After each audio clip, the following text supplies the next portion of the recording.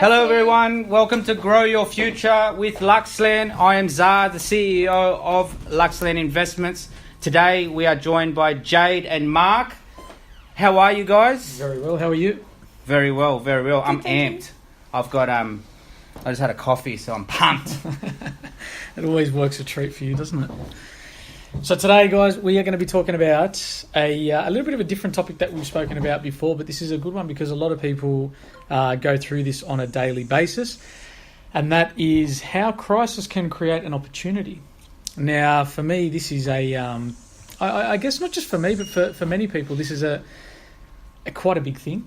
Everyone goes through a crisis at some stage in their life, whether that be a death in the family, whether that be a business crisis, whether that be just any form of crisis, really. But it's how we can see the opportunity at the other end and how we can essentially deal with the problem at the time, withstand the test of time. That's always a big thing I bring up because it's such a big part of dealing with any problem. And then waiting for that opportunity to come along, so then that you strike on that. Do you know what I mean? So, Zah, tell us, I mean, you've had probably many ups and downs throughout your business career.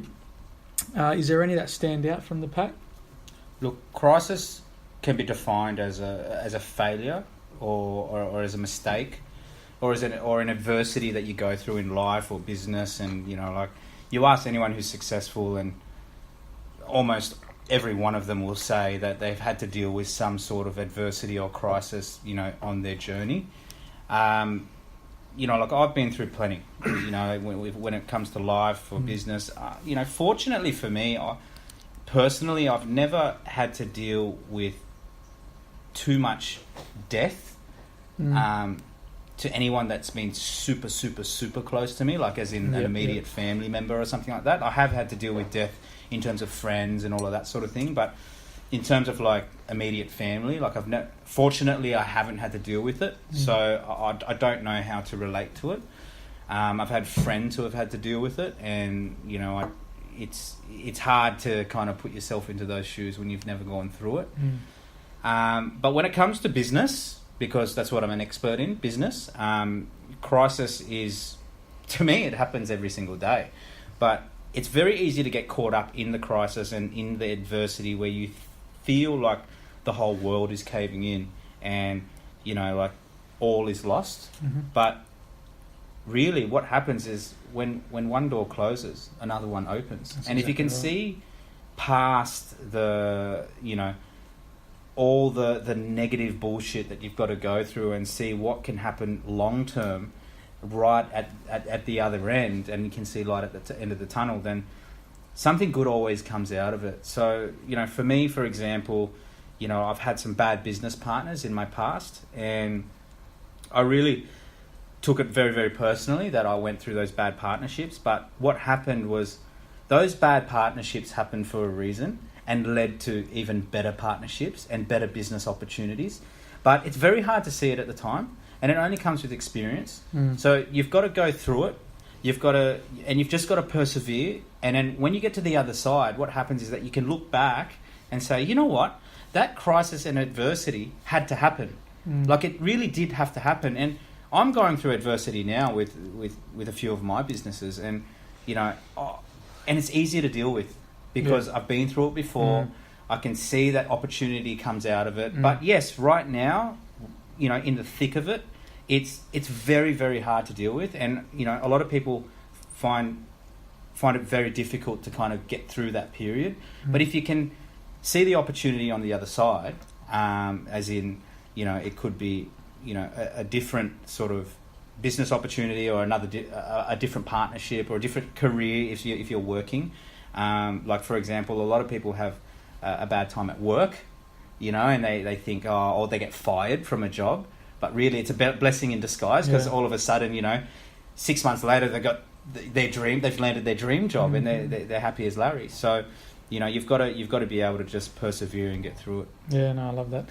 Jade, this year, have you been through some crises yourself? And did you wait for the opportunity, or did you see it coming? How did it work for you?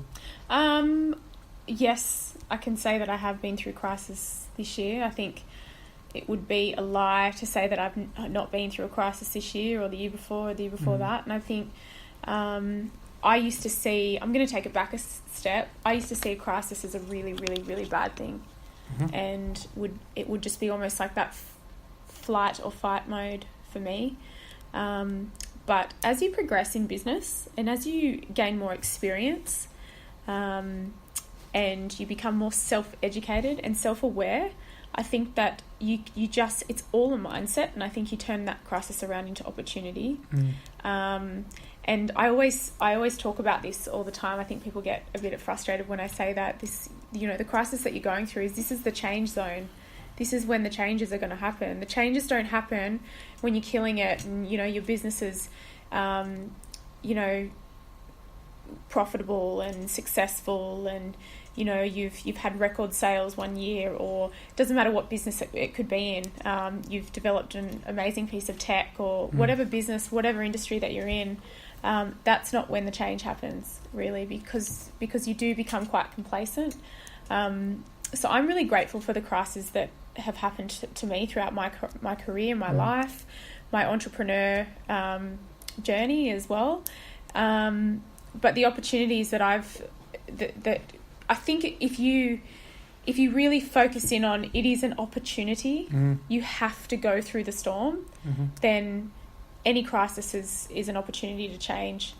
And I mean, if it's a bad thing that's happening, if it's a really adverse situation that's happening in your personal life or anything like that, something that you can't control, then you still have to go through it, and creating those huge support networks around you is key, I think, in any crisis. I feel like as well you've got to kind of visualise the opportunity as well, you know what I mean, whether it's something completely make-believe in your head at the time, but it almost, like we were talking about goals and focusing and stuff like that last episode, but it gives you that, like you're saying, if it's real bad, you've really got to kind of just take a step back from everything, kind of just look down the line and go, okay, I want to, let's say you're just financially rock bottom, and you're like, nah, by this time next year I'm going to be a millionaire. And, it might be a very...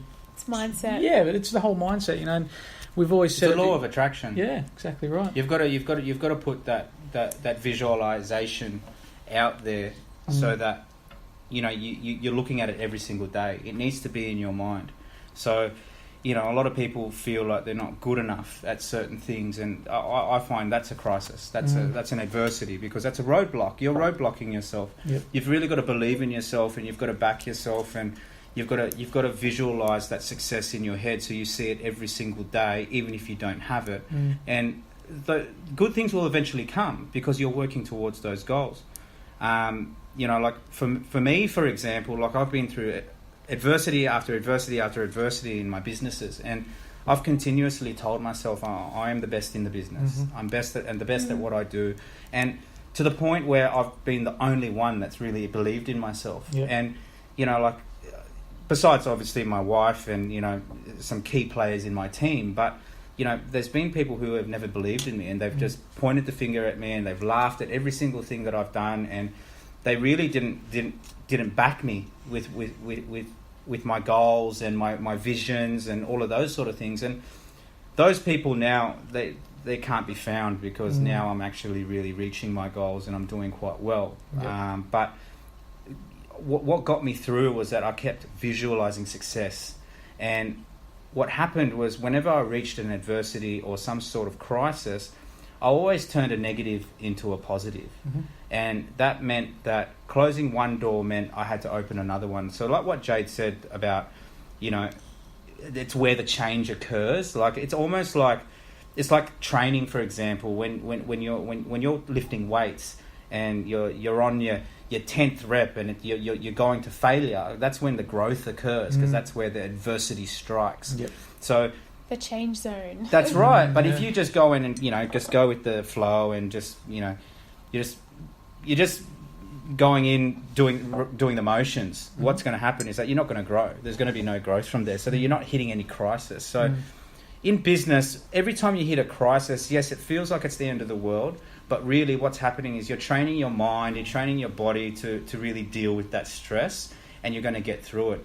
And this is what holds so many people back, is that they don't want to deal with these crises. So number one, they don't go and start their own business. Number two, they don't maybe leave their job and find another career or another organisation to work for, people stay comfortable because they want to avoid the crisis. Yeah, exactly. But what's important is hitting those crisis points so that you can grow. Like Jade said, that's where the change occurs. And where there's change, whether it's good or bad, at least it's change and you're experiencing life. Yeah. I think another thing that I think I touched on this last week very briefly, but it's so relevant to what we're talking about today, just in relation to resilience. So I talk about the little boy that is so sheltered and never has to deal with any problems. What's he going to be like later in life when he grows up and he's on his own? So It's going to be messed up. 100%. It's going back to this whole concept of crisis. This is where the resilience is built up, and it's a progressive thing over time. So resilience is your ability to overcome adversity and how quick you can basically bounce back or go through a storm. You look at all of the successful entrepreneurs in this world, right? And nearly every single one of them has gone through some sort of crisis. Like hardcore crisis. I'm not saying repetitive crisis. Yep. Look at Richard Branson, for example. He's gone bankrupt twice or something, right? Elon Musk as well, you know, basically he had to borrow money to pay his own rent. Yeah. You know what I mean? So, like, the bigger the crisis you go through, the stronger you become on the other side. And the problem with so many people, and they're probably listening to this podcast, but they're holding themselves back because they're scared of those crises. Yep. They don't want to step out of their comfort zone and do something different. Like, for example, like I'll be open and honest. One of the things that I feared was doing a podcast like this, you know, or even going on social media. I was never strong on social media. I actually never had any social media accounts up until about 12 months ago, right? So for me to put myself out there, it was very difficult. Like I'm a very private person. Like I don't want anyone to really know about me. But now, like, I want everyone to know about me. I love it because I pushed through that barrier of worrying what people think of me. Now, like, I really don't care. And that's given you many opportunities as well, both in business and personal. Exactly. Like, I feel like now, like, I'm free, right? I don't have to really hide anything from anyone. And that was an adversity that I had to go through. But look at the opportunity that it came from off the back of it. Like, all of my business is now a run of social media. So, you know, like, so many things are holding people back. You guys listening out there today, you know, like, embrace the crisis, embrace the adversities, because those are the things that are going to help you grow and become better at what you do.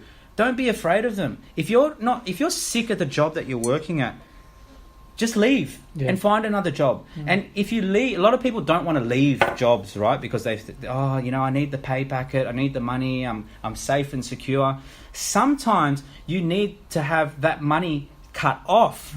So it forces you to do something different. So you're in a time of adversity, your back is against the wall, you're forced to do something different.